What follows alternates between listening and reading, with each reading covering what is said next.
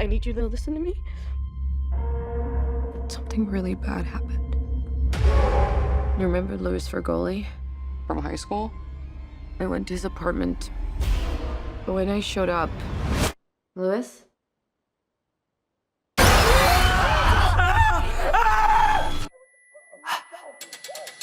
No! Get away from me! What? He was smiling at me.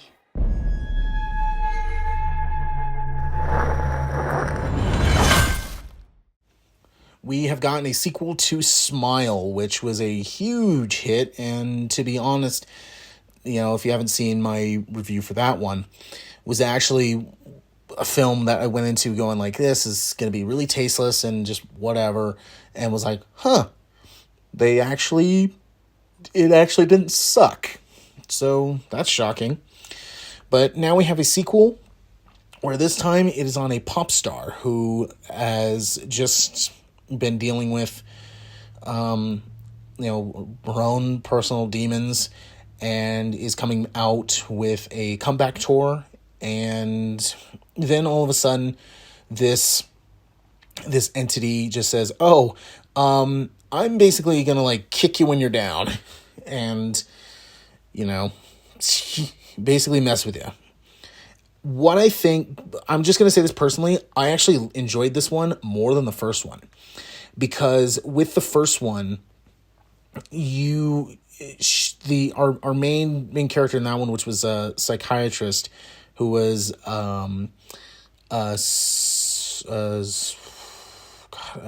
Kevin Bacon's daughter. I can't remember her name, but you really didn't feel like it was just like everything was going good for her. And at times it felt really similar to something like Drag Me to Hell. And with this one, it was more like, it's just like she has her own demons and she's still trying to deal with it and cope with everything that has happened. And and it's just crazy. So I feel like this one is what they wanted to do with the first movie, but it would have been too much, especially with it being the first in a series, but also, the fact that this is the director's Parker Finn's who came back and wrote and directed this. The first movie was his first feature-length film, his first studio film. So you really had to kind of, not make anyone mad, not piss anybody off. And the fact that the first one was a success and he signed a first look deal with the studio, which is Paramount. That's pretty good, especially out of your first film. So, great work, man. And with this one, he's on a roll. And it looked like he looked back and said, okay, the first movie is the first movie. The second movie, let's not repeat what we did. But it does follow the same kind of ticks or same check boxes as the first movie. So you can kind of, the mystery in certain areas, you can kind of guess what's going to play out because they are very similar to the first movie. So you're kind of going to go, I expected that. I knew that was going to happen.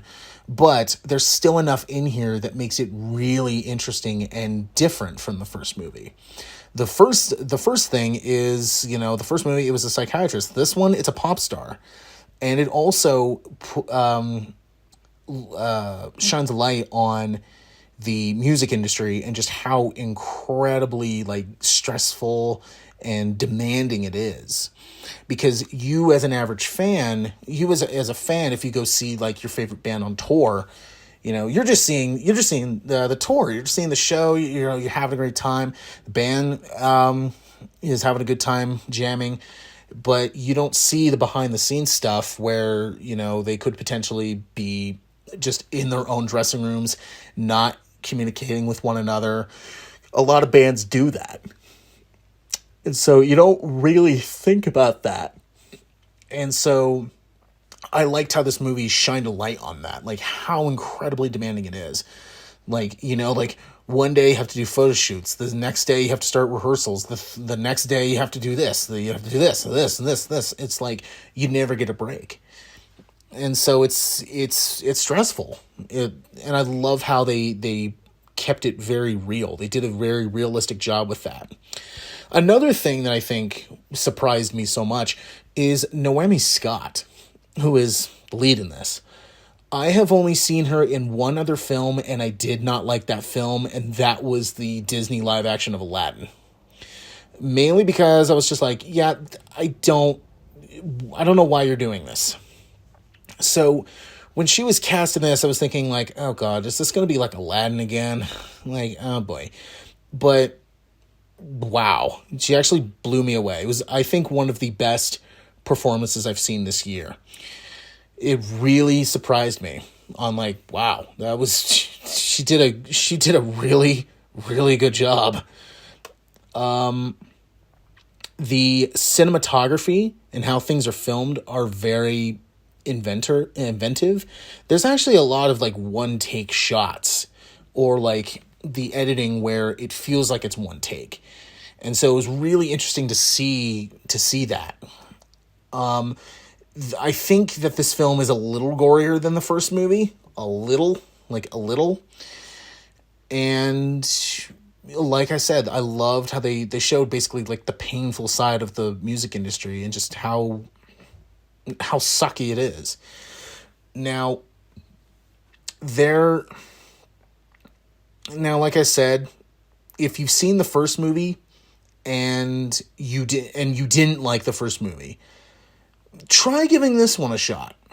Try, because it's not doing the same thing as the first film was doing. In fact, a lot of the things that they do in the first film kind of take a back seat, but they're still there.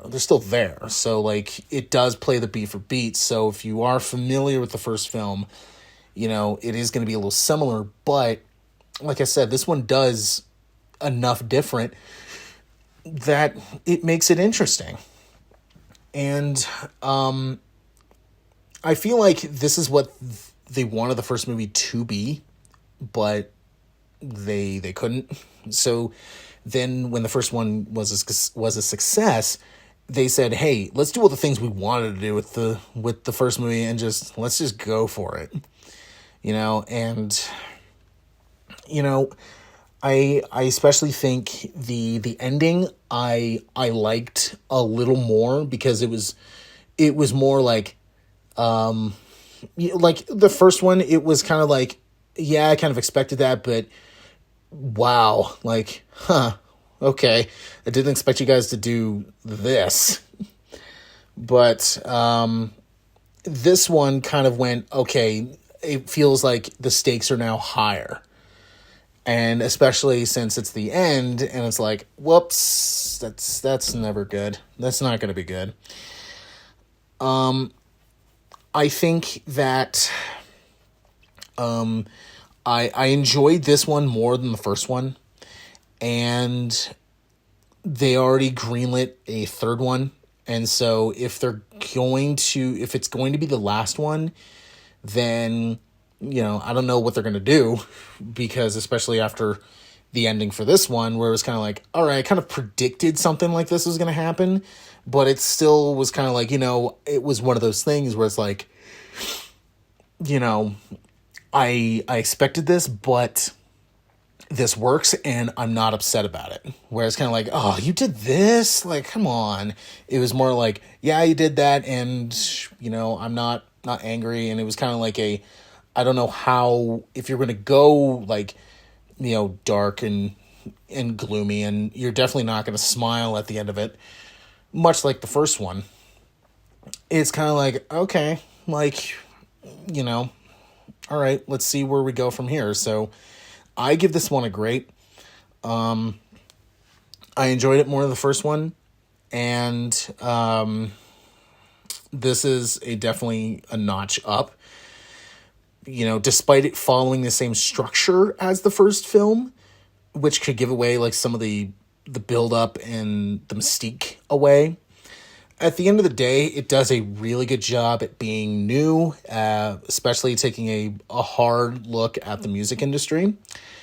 And it's different, and was kind of thinking, well, if they're going to do a sequel to the first movie and the way that the first movie ends, won't spoil it, how are they going to do this? What are they going to do? And I think them going this path of, okay, it's, different stories. All right, let's see how this goes. And I think if you liked the first one, you'll like this one. And if you didn't like the first one, try giving this one a chance, because there's enough things in here that are different that I think might be interesting. And if you don't like this one, well, then stay away from 3. So just go ahead and do that. But after watching the first movie and kind of this one, it just told me that if somebody is just walking up to me and they just have the menacing smile on their face and they're not dropping it, they will probably get boot kicked out of here. I need to stop it, but I don't know how.